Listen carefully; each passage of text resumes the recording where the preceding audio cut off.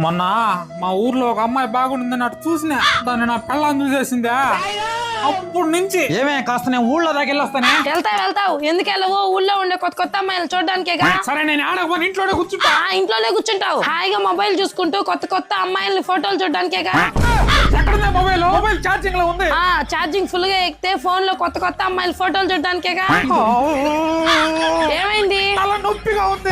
తలనొప్పి ఉంటాదిలే, రోజంతా వేరే అమ్మాయిలతో మాట్లాడుతుంటావుగా. ఏం లేదు, తలనొప్పి తగ్గిపోయింది. రోజంతా ఊళ్ళో ఉండే అమ్మాయిలతో అంతా ఫోన్ మాట్లాడుతుంటే తలనొప్పి ఏంటి? ఒంట్లో ఉండే అన్ని నొప్పులు తగ్గిపోతాయి.